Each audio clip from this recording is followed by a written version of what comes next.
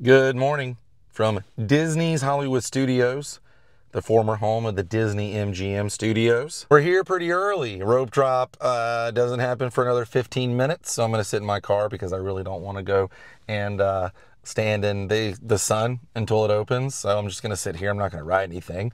So today we're traveling back to October of 1997 to November 1st of 1998. We're going to be visiting the old stomping grounds and talking about the show that no one remembers, really. Goosebumps had a show here. They had the Fright Show, the Horrorland Fright Show. Goosebumps Horrorland Fright Show. They also had a walk-through funhouse, also with the theme of Horrorland. And if you remember, there was an episode and a book of Welcome to Horrorland, one of my favorite episodes of all time. Also one of my favorite books of all time's Goosebumps series. I was a Goosebumps kid. I'm sure some of you were too. This show happened for a brief year, like a little over a year. And Disney kind of caught the tail end of the Goosebumps craze. By this time, the books were done. There was the end of the television series. They were starting new Goosebumps books, new Goosebumps ideas. And all of Disney stuff was based off the original series of Goosebumps, which that's what I grew up with. And today we're going to travel over to the former New York Street in the Streets of America area at the Disney Hollywood Studios now. And I'm going to show you guys exactly where that stage sat. We're going to talk about the show. It's going to be a lot of fun. Forgive my voice.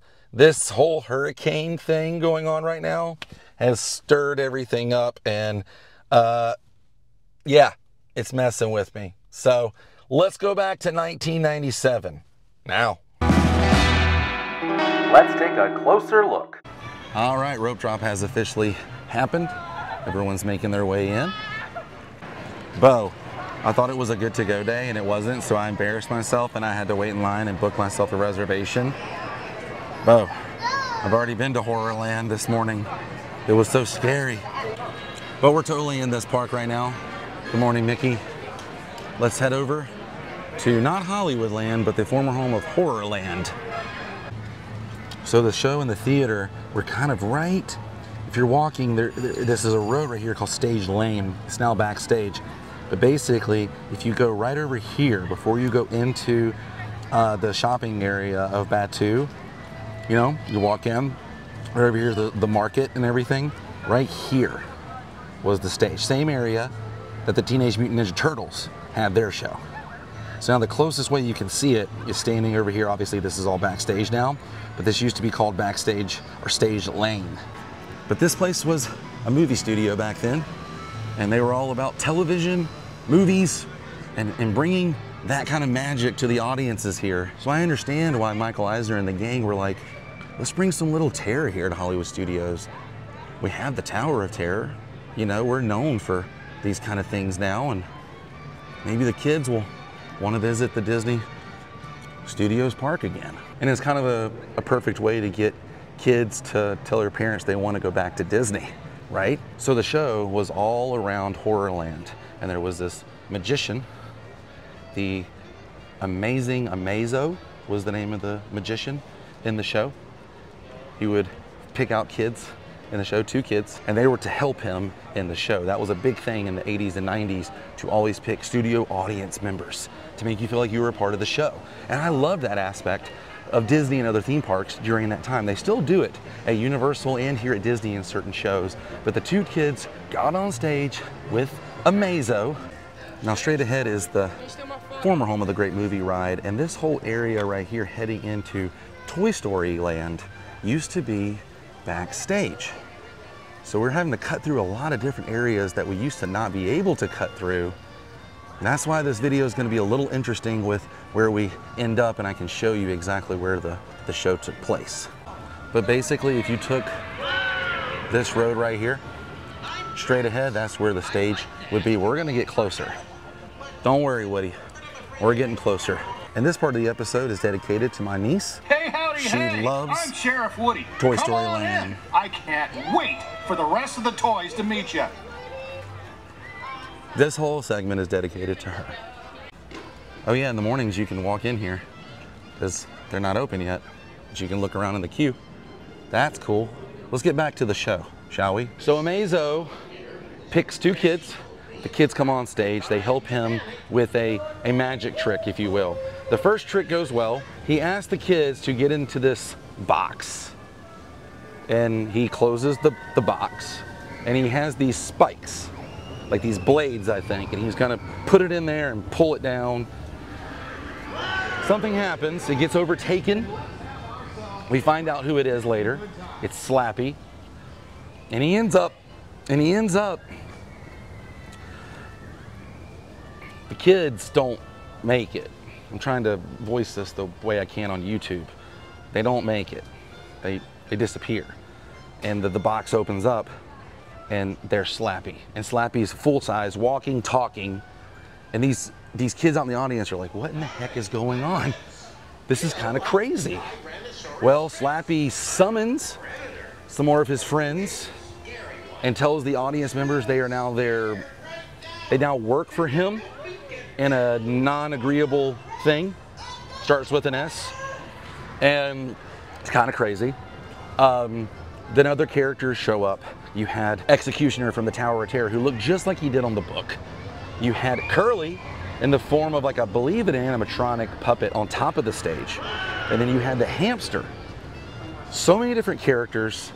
The show ends with Amazo pretending to be the Executioner from Terror Tower. It's hard to say Tower of Terror.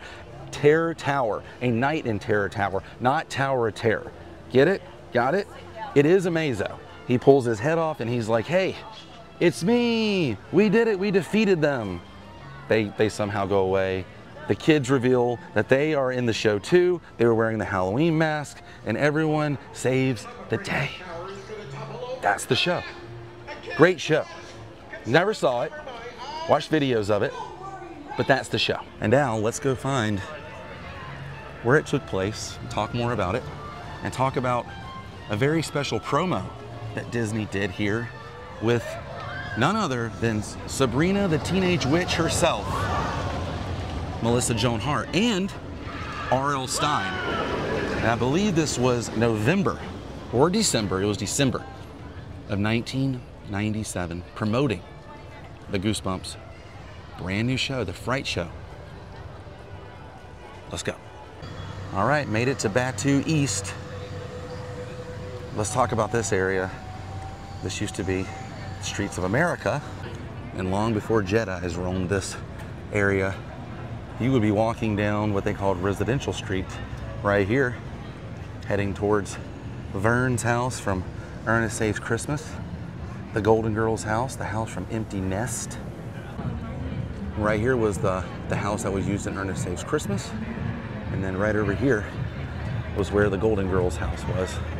So trying to give you guys your bearings a little bit. We're gonna head right over here on this back side. So if you're in the market and you exit right over here where the bridge is, right over here, right behind the Coca-Cola stand, this is where the stage was. Kind of lackluster now, huh? But if you look on aerial view, you know, maps, you can totally tell where it used to sit over here. It's where the Teenage Mutant Ninja Turtles had their show too. So back over here in front of the actual Horrorland Fright show stage, they cut a promo. I believe it was in Christmas of '97. Melissa Joan Hart was there sitting at the table with Slappy and Curly and the rest of the gang. And then you also had a clip with, hello, I'm R.L. Stine.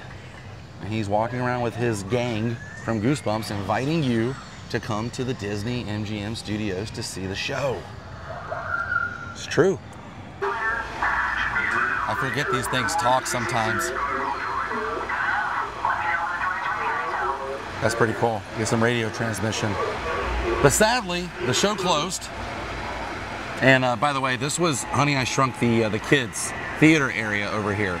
All this went straight down Streets of America, and the Goosebumps show was over there. But it bit the dust. A year and a month, basically. Sadly, this is the only thing that remains of the Streets of America.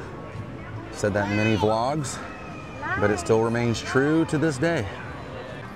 I tell you, the Disney MGM Studios was kind of all about taking risk with bringing the latest and greatest from television and TV here. You know, they did have Ace Ventura, the Mighty Morphin Power Rangers, dinosaurs, and yes, of course, Goosebumps. You are about to discover what lies beyond the fifth dimension, beyond the deepest, darkest corner of the imagination, in the Tower of Terror.